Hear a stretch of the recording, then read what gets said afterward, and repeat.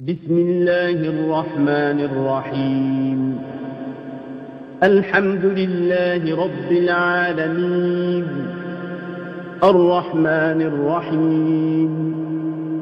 مالك يوم الدين. الحمد لله رب العالمين والصلاة والسلام على محمد الأمين. اعوذ باللہ من الشیطان الرجیم. بسم اللہ الرحمن الرحیم. خواتین و حضرات،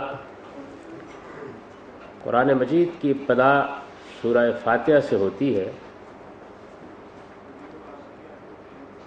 میں نے قرآن مجید کا تعارف کراتے ہوئے یہ بات عرض کی تھی کہ یہ پوری کتاب اپنے مضمون کے لحاظ سے 7 ابواب میں تقسیم کر دی گئی ہے. ان میں سے پہلا باب اسی سورہ فاتحہ سے شروع ہوتا ہے. سورہ فاتحہ اپنے مضمون کے لحاظ سے پروردگار عالم کے حضور میں اس سیدھی راہ کے لیے ہدایت کی دعا ہے جو زمانہ بعثت نبوی میں ہر سلیم الفطرت انسان کی تمنا تھی.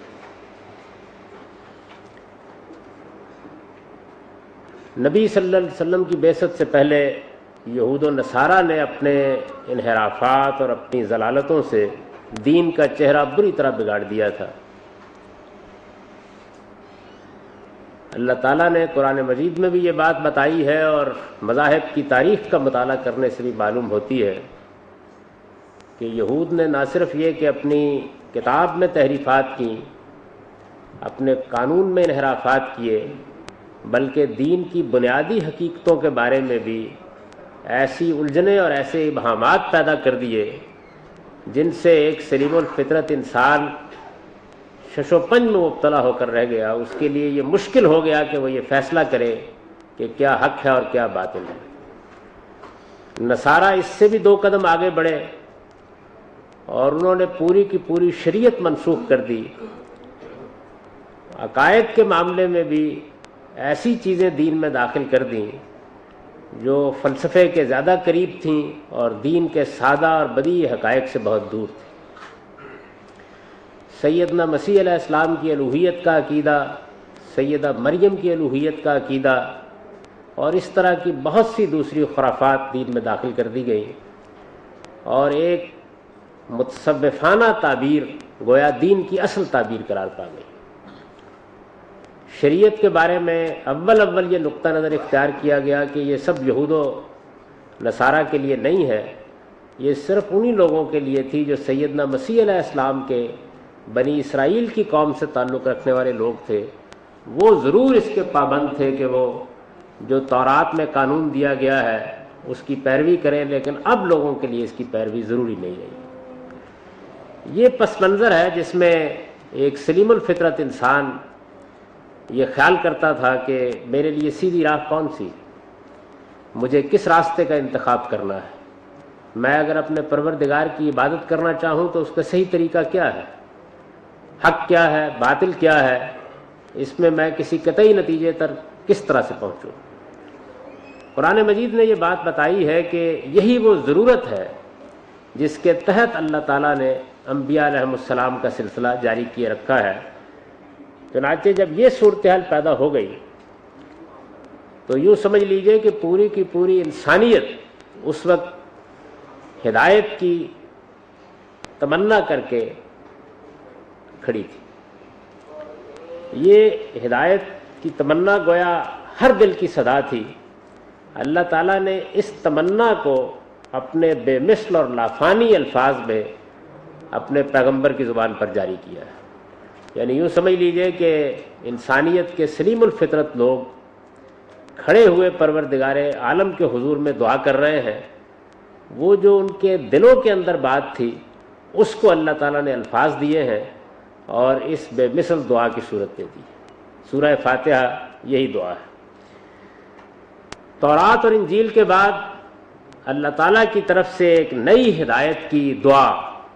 یہ اس سورہ کا مرکزی مضمون ہے. اور جس طرح کے قرآن کے تمام ابواب کی نوعیت ہے، یہ ایک مکی سورہ ہے جس سے یہ باب شروع ہو رہا ہے.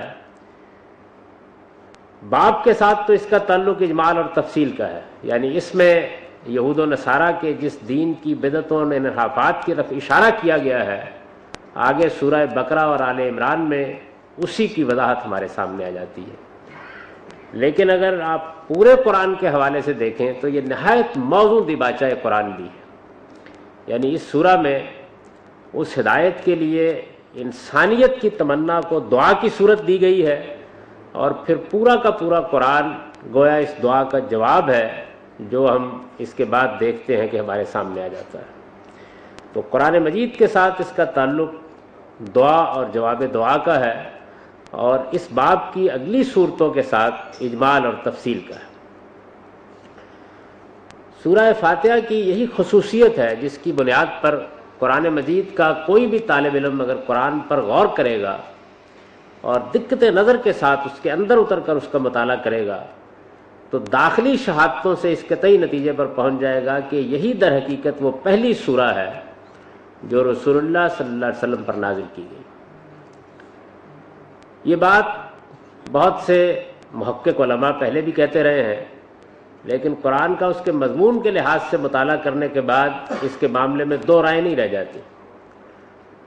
بہت سادہ طریقے سے اگر اس بات کو سمجھنا چاہے تو یوں سمجھ لیجئے کہ پورے قرآن میں کوئی ایک مقام اور کوئی ایک سورہ بھی ایسی نہیں ہے جس کو اس کے مخاطب سے الگ کیا جا سکے، یعنی اس میں یا تو مشرکین عرب مخاطب ہے، یا اس میں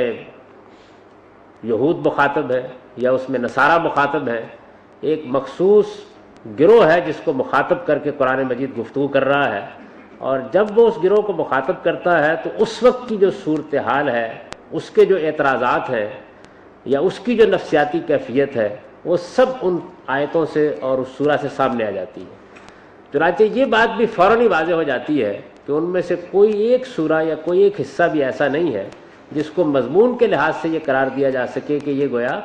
پہلی سورہ یا پہلی آیات ہے جو نازل کی گئی۔ تنہا قرآن مجید میں یہی سورہ ہے کہ جو اس طرح کے مخاطبت کے پس منظر سے بالکل بالاتر ہے، یعنی یہ ٹھیک اس موقع کی چیز ہے جب کہ اللہ تعالیٰ کے حضور میں انسانیت کو یہ تمنا کرنی چاہیے تھی کہ قرآن مجید نازل ہو۔ یہ گویا قرآن کے نزول کی دعا ہے۔ اس میں جس ہدایت کی تمنا کی گئی ہے اس وقت انسانیت سب سے زیادہ اس کی محتاج تھی، اور یہ سورہ اب بھی ہم کو یہ بتاتی ہے کہ اب قیامت تک کے لیے انسانیت کو اگر ہدایت میسر ہو سکتی ہے تو وہ اسی قرآن مجید سے میسر ہو سکتی ہے۔ اسی سے یہ بات بھی بالکل واضح ہو جاتی ہے کہ اللہ تعالیٰ نے یہ جو قانون بیان کیا تھا کہ انسانوں کے مابین حق کے معاملے میں کوئی اختلاف نہیں تھا، ہم نے جب دنیا کی ابتدا کی تو وہ سب بالکل ٹھیک اس حق پر قائم تھے جس پر اللہ نے ان کو پیدا کیا ہے، لیکن جب حق کے معاملے میں اختلافات ہو گئے اور یہ جاننے کا کوئی ذریعہ باقی نہیں رہا کہ صحیح کیا ہے اور غلط کیا ہے، تب ہم نے انبیاء علیہم السلام کو بھیجا اور ان کے ساتھ اپنی کتابیں نازل کیں تاکہ وہ ایک قول فیصل کے ساتھ یہ بتا دیں کہ صحیح کیا ہے اور غلط کیا ہے، حق کیا ہے اور باطل کیا ہے، اور یہ بتایا ہے کہ لیقوم الناس بالقسط، تاکہ اس کے نتیجے میں لوگ دین کے معاملے میں، حق کے معاملے میں بالکل ٹھیک انصاف پر قائم ہو جائیں۔ یہ قرآن مجید اللہ تعالیٰ نے بالکل محفوظ کر دیا ہے، اب اس میں کسی رد و بدل کا کوئی امکان نہیں ہے۔ پچھلی 14 صدیوں میں بھی اس کا لفظ ہمارے پاس محفوظ صورت میں موجود ہے، لہٰذا وہ ضرورت جو پہلے انبیاء علیہم السلام کے سلسلے کو جاری رکھنے کا باعث بنتی تھی ہمیشہ کے لیے ختم ہو گئی ہے، اور یہی وجہ ہے کہ اس کے بعد اللہ تعالیٰ نے یہ اعلان کر دیا کہ اب نبوت بھی ختم ہوئی،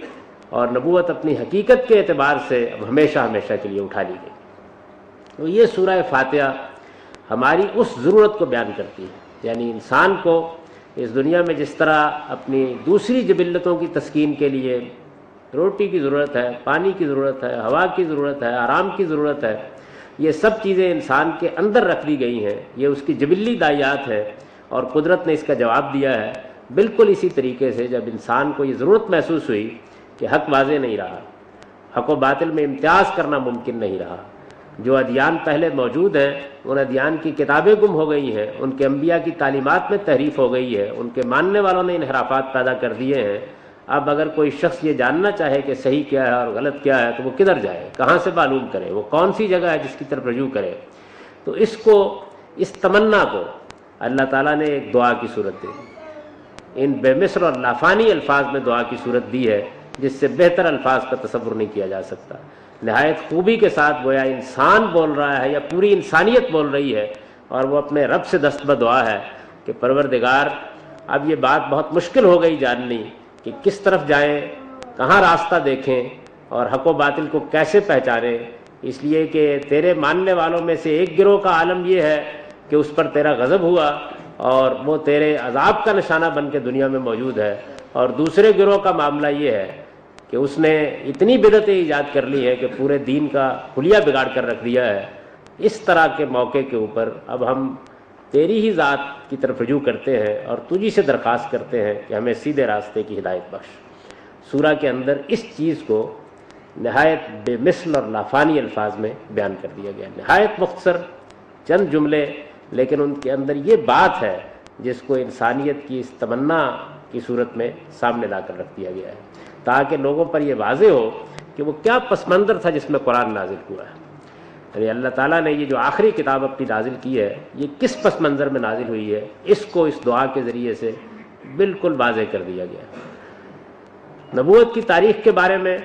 یہ مختصر بات ہر وقت پیش نظر رہنی چاہیے کہ سیدنا ابراہیم علیہ السلام تک تو اللہ تعالیٰ نے یہ طریقہ اختیار کیا کہ مختلف قوموں میں نبی بھی بھیجے اور رسول بھی بھیجے اور ان کے ذریعے سے حق و باطل کو واضح کیا۔ پھر سیدنا ابراہیم علیہ السلام کے بعد اللہ تعالیٰ نے ایک اور طریقہ یہ اختیار کیا کہ ان کی اولاد کو شہادت کے منصب پر فائز کر دیا اور اس کو حق و باطل کا نمونہ بنا دیا۔ حق و باطل کے معاملے میں امتیاز ہی کے لیے اللہ تعالیٰ اپنے پیغمبروں کو بھیجتا رہا ہے اور حق و باطل میں امتیاز ہی کے لیے اللہ تعالیٰ اپنی کتابیں نازل کرتا رہا ہے۔ یہ معاملہ جب آخری درجے میں مخدوش ہو گیا اور ایسے ابہامات پیدا ہو گئے کہ جن میں کوئی واضح بات کرنا، کوئی قطعی بات کرنا، کسی ایسے نتیجے پر پہنچنا کہ جس میں انسان کو اطمینان حاصل ہو جائے کہ اس نے حق کو پا لیا ہے، یہ ممکن نہیں رہا، تب اللہ تعالیٰ نے اس کتاب کو نازل کیا۔ اس پس منظر کو سامنے رکھیے اور اس کے بعد اب اس بے مثل اور لافانی دعا کا مطالعہ کیجیے۔ ارشاد فرمایا الحمدللہ رب العالمین، شکر اللہ ہی کے لیے ہے، عالم کا پروردگار۔ یعنی دعا یہاں سے شروع ہوئی ہے کہ گویا انسان نے اپنی آرزو، اپنی تمنا اپنے مالک کے سامنے رکھنے سے پہلے اپنے اس علم کا اظہار کیا ہے جو وہ اپنے مالک کے بارے میں رکھتا ہے۔ وہ یہ جانتا ہے کہ وہ جہانوں کا پروردگار ہے، اس کو یہ معلوم ہے کہ وہی اس کو پرورش کرنے والا، زندگی دینے والا ہے، وہی اس کا آقا اور وہی اس کا مالک ہے، اور یہ ساری نعمتیں جو اس کو دنیا میں حاصل ہیں اسی کی دی ہوئی ہیں۔ اسی نے زندگی دی ہے، اسی نے زندگی کے لوازم عطا کیے ہیں، اسی نے یہ کائنات بنائی ہے اور اسی نے یہ سب سامان اس میں فراہم کیا ہے، لہذا شکر اسی کا ہونا چاہیے۔ یہ ظاہر بات ہے کہ ایک ایسی چیز ہے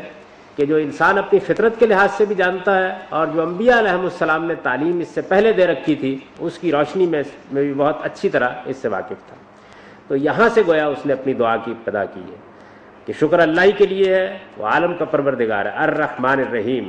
سراسر رحمت ہے۔ یہ ٹھیک وہی الفاظ ہیں جو اس سے پہلے جو قرآن مجید کی ہر سورہ کے ابتدا میں ایک کلمہ جامعہ آتا ہے اس میں استعمال ہو چکے ہیں۔ وہ کلمہ جامعہ بسم اللہ الرحمن الرحیم ہے۔ بسم اللہ الرحمن الرحیم اس سورہ کے شروع میں بھی لکھی گئی ہے اور قرآن مجید کی باقی صورتوں کے شروع میں بھی لکھی گئی ہے۔ جو حیثیت اس کی باقی صورتوں کے شروع میں ہے وہی اس سورہ کے شروع میں ہے، یعنی وہ قرآن کا تو بے شک حصہ ہے لیکن کسی سورہ کے مضمون کا حصہ نہیں ہے۔ جس طریقے سے ہم کسی تحریر کے شروع میں بسم اللہ الرحمن الرحیم لکھتے ہیں، بالکل اسی طریقے سے قرآن مجید کی تمام صورتوں کے شروع میں یہ لکھی گئی ہے۔ اس سے مستثنا صرف سورہ توبہ ہے، اور سورہ توبہ کے سامنے اس کو نہ لکھنے کی وجہ بالکل واضح ہے، اس لیے کہ وہ عذاب کی سورہ ہے اور یہ کلمات اس سورہ کی ابتدا کے لیے موضوع نہیں تھے۔ یہ جو کلمہ ہے بسم اللہ الرحمن الرحیم، اس میں ایک فعل مقدر کر دیا گیا ہے، وہ اقرأ علی الناس۔ اس کا مطلب یہ ہے کہ اے پیغمبر آپ اللہ رحمان و رحیم کے نام سے، اس پروردگار کے نام سے جو سراسر رحمت ہے، جس کی شفقت ابدی ہے، یہ کلام پڑھ کر سنائیے۔ گویا رسول اللہ صلی اللہ علیہ وسلم کو حکم دیا گیا ہے کہ آپ اللہ کے نام سے اس کو پیش کریں۔ یہ ٹھیک اس پیشین گوئی کا بھی جواب ہے جو حضور صلی اللہ علیہ وسلم کے بارے میں ہم کو تورات میں ملتی ہے۔ تورات کی کتاب استثناء میں جو حضور کے بارے میں سیدنا موسیٰ علیہ السلام نے عہد لیا ہے، اس کے الفاظ یہ ہیں کہ میں ان کے لیے انہی کے بھائیوں میں سے تیری مانند ایک نبی برپا کروں گا اور اپنا کلام اس کے منہ میں ڈالوں گا، اور میں جو کچھ اسے حکم دوں گا وہی وہ ان سے کہے گا، اور جو میری ان باتوں کو جن کو وہ میرا نام لے کر کہے گا نہ سنے گا تو میں ان کا حساب اس سے لوں گا۔ تو اس میں میرا نام لے کر کہے گا خود پیشین گوئی کا حصہ ہے۔ چنانچہ قرآن مجید پورے میں یہ التزام کیا گیا ہے کہ اس کی ہر سورہ اسی طرح سے اللہ کے نام سے شروع ہوتی ہے، اور اس میں حضور کو حکم دیا گیا ہے کہ اللہ کے نام سے جو سراسر رحمت ہے، جس کی شفقت ابدی ہے، آپ اس کلام کو پڑھ کر سنائیے۔ میں نے حمد کا ترجمہ شکر کیا ہے۔ یہ تعریف کے معنی میں بھی بولا جاتا ہے عربی زبان میں، اور شکر کے موقع پر بھی بولا جاتا ہے، لیکن قرآن مجید میں اس کے نظائر کا تتبع کرنے سے معلوم ہوتا ہے کہ الحمدللہ کی ترکیب میں یہ بالعموم شکر ہی کے مفہوم میں ہوتا ہے، اور شکر میں ظاہر بات ہے کہ تعریف کا وہ پہلو مضمر ہے جس کے لیے ہم حمد کا لفظ دوسرے معنوں میں بھی استعمال کرتے ہیں۔ تو بندہ گویا اپنے پروردگار کے شکر کا اظہار کرتا ہے، اس کی ربوبیت کا اقرار کرتا ہے، یہ مانتا ہے کہ وہ آقا ہے، یہ مانتا ہے کہ وہ مالک ہے، اور پھر اس کے بعد کہتا ہے کہ وہ سراسر رحمت ہے، اس کی شفقت ابدی ہے۔ یہ دو لفظ استعمال کیے گئے ہیں، رحمان اور رحیم۔ رحمان فعلان کے وزن پر ہے اور یہ مبالغے کا صیغہ ہے۔ اللہ تعالیٰ کی رحمت ہی دونوں الفاظ سے بیان کرنا مقصود ہے، لیکن دونوں میں کچھ فرق ہے۔ رحمان میں اللہ تعالیٰ کی رحمت کے جوش کو بیان کیا گیا ہے، ہیجان کو بیان کیا گیا ہے، یعنی یہ وہ چیز ہے کہ جس میں یہ معلوم ہوتا ہے گویا ایک چشمے کی طرح رحمت پھوٹ رہی۔ تو جب آپ کسی اعلیٰ صفت کو دیکھتے ہیں تو اس میں دو چیزوں کی ضرورت ہوتی ہے۔ ایک چیز یہ کہ اس کا وفور ہو، اس میں جوش ہو، اس میں یوں سمجھ لیجئے کہ جیسے آپ یہ محسوس کرتے ہیں کہ گویا زمین نے اپنے خزانے اگل دیے ہیں اور آسمان نے اپنے دفینے اگل دیے ہیں، اس طرح کی صورت پیدا ہو جائے۔ تو یہ جو چیز ہے اللہ تعالیٰ کی رحمت کے بھی اس پہلو کو بیان کرتی ہے کہ اس میں بھی ایسا ہی جوش وہ اپنے بندوں کے لیے اور ماننے والوں کے لیے بھی، نہ ماننے والوں کے لیے بھی۔ آپ تخلیقی لحاظ سے دیکھ لیجئے کس طرح سے سب کچھ پیدا کرتا چلا جاتا ہے، نعمتیں کس طرح دیتا چلا جاتا ہے، نوازتا کس طریقے سے جاتا ہے۔ یعنی معلوم ہوتا ہے کہ جیسے ایک دریا ہے جو جوش میں آ گیا ہے، ایک سمندر ہے جس میں تلاطم پیدا ہو گیا ہے، ایک طوفان کی طرح یہ رحمت اٹھ رہی ہے اور گویا پورے عالم کا احاطہ کرتی چلی جا رہی ہے۔ تو یہ پہلو ہے جس کو رحمان بیان کرتا ہے۔ دوسرا پہلو کسی چیز کے دوام اور استمرار کا ہوتا ہے۔ ممکن ہے کہ ہم بہت جوش میں آ جائیں اور کوئی بڑی بات کر ڈالیں، بڑی عنایت کا وعدہ کر لیں۔ آپ نے دیکھا ہوگا کہ بسا اوقات ایسا ہوتا ہے کہ کوئی غیر معمولی صورتحال ہو تو ہمارے اندر رحمت کے، مودت کے، محبت کے جذبات پیدا ہوتے ہیں اور ہم بڑے سے بڑا اقدام کرنے کے لیے تیار ہو جاتے ہیں، لیکن جب آگے کچھ حقیقتیں سامنے آتی ہیں تو بسا اوقات اس بات کو نبھا نہیں پاتے۔ تو دوسری چیز جو ہے وہ دوام اور استمرار اور اس کی کنٹینیوٹی ہے۔ رحیم کا لفظ اس کو بیان کرتا ہے، یعنی اللہ تعالیٰ کی رحمت میں جوش تو ہے ہی، اس کے ساتھ اس کے اندر ابدیت بھی ہے۔ ایسا نہیں ہے کہ جوش میں آ کے کائنات بنا دی، جوش میں آ کے انسانوں کو پیدا کر دیا، جوش میں آ کے ان کے لیے کچھ نعمتوں کا ظہور کر دیا، لیکن اس کے بعد معاملات فراموش کر دیے۔ نہیں، اس دنیا میں بھی اور اس دنیا کے بعد بھی، موت سے پہلے بھی اور موت کے بعد بھی وہ سراسر رحمت ہے اور اس کی یہ شفقت ابدی ہے، اس میں کبھی کوئی انقطاع نہیں آئے گا۔ ان دونوں پہلوؤں کو یہ دونوں الفاظ بیان کرتے ہیں۔ تو فرمایا شکر اللہ ہی کے لیے ہے جو جہانوں کا پروردگار ہے، سراسر رحمت ہے جس کی شفقت ابدی۔ میں یہ عرض کر رہا تھا کہ اس میں جو شروع کیا گیا ہے، اس سورہ کو بھی اسی کلمے سے شروع کیا گیا ہے جس سے تمام صورتیں شروع ہوئی ہیں، بسم اللہ الرحمن الرحیم، یعنی اے پیغمبر آپ اس قرآن کو پڑھ کر سنائیے اس اللہ کے نام سے جو سراسر رحمت ہے جس کی شفقت ابدی ہے۔ اس کے بعد جب سورہ شروع ہوتی ہے تو دہرایا اس بات کو، شکر اللہ ہی کے لیے ہے عالم کا پروردگار، الرحمن الرحیم، سراسر رحمت جس کی شفقت ہمیشہ رہے گی، جس میں دوام ہے، جس میں استمرار ہے، جو کبھی ختم نہیں ہوگی، مالک یوم الدین، جو روز جزا کا مالک ہے۔ ظاہر ہے کہ یہ دعا اس وقت مانگی جا رہی ہے جبکہ نبوت کی ایک بڑی تاریخ پیچھے گزر چکی ہے، یعنی ہزاروں کی تعداد میں انبیاء علیہ السلام آ چکے ہیں، یہود و نصارہ کی ایک پوری روایت موجود ہے، اور انبیاء علیہ السلام کی تذکیر سے اس دنیا کے بارے میں، اللہ تعالیٰ کے بارے میں، کائنات کے بارے میں جتنے تصورات پیدا ہوئے ہیں انسان ان سے واقف ہے۔ اس میں اللہ تعالیٰ کی ربوبیت کا اقرار بھی ہے، پھر یہ اس جذبہ شکر و سپاس کی تعبیر بھی ہے جو اللہ تعالیٰ کی عالمگیر ربوبیت اور بے پایہ رحمت کے مشاہدے اور قیامت میں اس کی ہماگیر دینونت کے بارے میں انبیاء علیہ السلام کی تذکیر سے پیدا ہوتی ہے یا ہونی چاہیے۔ تو یہ سارے پہلو جتنے ہیں ان سے انسان پوری طرح واقف ہے تو ان کا اظہار کرتا ہے. اسی کو گویا اللہ تعالیٰ نے اپنے الفاظ میں اس کی زبان پر جاری کیا ہے. وہ خدا کی ربوبیت کا اقرار کرتا ہے, وہ اس کی رحمت کا اقرار کرتا ہے, وہ اس کی رحمت کے جوش کا اقرار کرتا ہے, وہ اس کے دوام کا اقرار کرتا ہے, وہ اس بات کا اقرار کرتا ہے کہ ایک دن یہ سارا عالم ختم ہو جائے گا اور پھر پروردگار اپنی رحمت ہی کے تقاضوں کے تحت وہ قیامت برپا کرے گا کہ جس میں اس کا عدل ظہور پذیر ہوگا. قرآن مجید نے دوسری جگہ اس کو واضح کیا ہے کہ کتب علی نفس الرحمہ لَیَجْمَعَنَّکُمْ إِلَىٰ یوم القیامہ.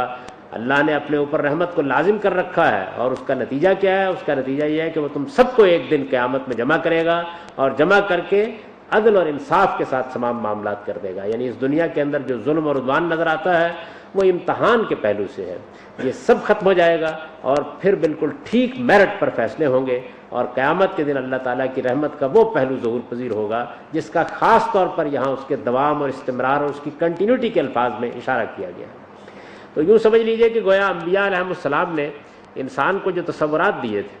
اور جو چیزیں اس کی فطرت میں الہام کی گئی تھی ان تمام چیزوں کو سامنے رکھ کر بندے نے اپنی دعا کی ابتدا کی. تمنا انسانیت کی ہے, الفاظ پروردگار عالم کے ہیں. یعنی جو کچھ سوچا جا رہا تھا, جو باتیں دل میں موجود تھیں,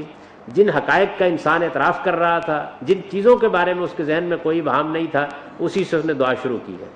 یہ بات وہ جانتا اور مانتا تھا کہ اس کائنات کا ایک پروردگار ہے. اس کو جنوانے کے لیے قرآن نہیں آیا. یہ چیز تو انبیاء علیہ السلام کی تعلیم سے بھی واضح تھی, انسان کی فطرت سے بھی واضح تھی. آدم علیہ السلام سے لے کر انسان کو اسی بات کی تعلیم دی گئی تھی. وہ اس بات سے واقف تھا کہ تنہا وہی پروردگار ہے کہ جو جہانوں کا مالک اور آقا ہے. اس بات سے واقف تھا کہ یہ کائنات اس کی رحمت کا ظہور ہے. انسانوں کو بھی اس نے اپنی رحمتی کے تحت پیدا کیا ہے اور یہ کہ اس کی رحمت میں کوئی انقطاع نہیں ہے. ایسا نہیں ہے کہ وہ ایک مرتبہ اپنی رحمت کے جوش اور ہیجان میں دنیا کو پیدا کر بیٹھا ہے اور اس کے بعد اس کے ظلم سے, اس کے عدوان سے, اس کے استحصال سے, اس کی خرابیوں سے بیگانہ ہو گیا ہے. اس کی رحمت ابدی ہے اور وہ ایک دن ظہور پذیر ہو جائے گی اور جس دن ظہور پذیر ہوگی تو یہ معمولی وقفہ ختم ہو جانے کے بعد وہ ٹھیک ٹھیک انصاف کے مطابق اپنے فیصلے سنائے گی. ان باتوں سے انسان پوری طرح سے واقف تھا اور یہ بات بھی جانتا تھا روز جزا ہو کر رہنا ہے. یعنی یہ قیامت وہ قیامت ہے کہ جس قیامت کے بارے میں کوئی انسان جو سلیم الفطرت انسان ہے اس دنیا کا مطالعہ کرنے کے بعد کوئی دوسری رائے نہیں رکھ سکتا. اس کو ماننا پڑتا ہے اور بغیر کسی تردد کے ماننا پڑتا ہے کہ یہ دنیا اپنے وجود سے اس بات کی شہادت دے رہی ہے کہ ایک دن اس کو ختم ہو جانا چاہیے اور اس کی جگہ ایک ایسی دنیا وجود میں آنی چاہیے جس میں انسانوں کا ٹھیک ٹھیک احتساب کیا جائے اور انسان کو یہ بتایا جائے کہ جو کچھ اس نے کیا ہے آج وہ اس کا انجام دیکھنے کے لیے اپنے پروردگار کے حضور میں حاضر ہے.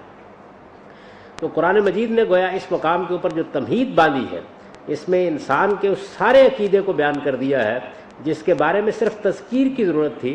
کسی نئی اطلاع کی ضرورت نہیں تھی. یہ بات یہود کے دین سے بھی واضح تھی, یہ نصارہ کے دین سے بھی واضح تھی. غرض یہ کہ تمام انبیاء علیہ السلام کی تعلیم سے بالکل واضح تھی. اس میں کوئی ابہام انسان کے لیے نہیں تھا. وہ بہت اچھی طرح اس بات سے واقف تھا کہ اس عالم کا ایک پروردگار ہے, ایک روز جزا واقع ہونا ہے. میرے مالک نے یہ دنیا اپنی رحمت کے ظہور کے لیے وجود پذیر کی ہے اور ایک دن ہم سب کو اس کے حضور میں پیش ہونا ہے اور اپنے اعمال کی جواب دہی کرنی ہے. اور اس دنیا کی ہر نعمت اسی کی دی ہوئی ہے, اس لیے اس میں کوئی شبہ ہی نہیں ہے کہ انسان کو اسی کا شکر گزار ہو کر رہنا چاہیے. ان حقائق کے اعتراف سے اس سورہ کی ابتدا ہوئی. ان چند آیات کو جس طرح سے میں نے منتقل کیا اس کو سن لیجئے. اب آخر میں ارشاد فرمایا ہے اللہ کے نام سے جو سراسر رحمت ہے جس کی شفقت ابدی ہے, شکر اللہ ہی کے لیے ہے عالم کا پروردگار, سراسر رحمت جس کی شفقت ابدی ہے, جو روز جزا کا مالک ہے. یہ اس سورہ کی تمہید ہے. اس تمہید کے بعد وہ اصل دعا سامنے آئے گی اور ہم انشاءاللہ اگلی نشست میں اس کا مطالعہ کریں گے. اقول قولی ھذا واستغفر اللہ لی ولکم ولسائر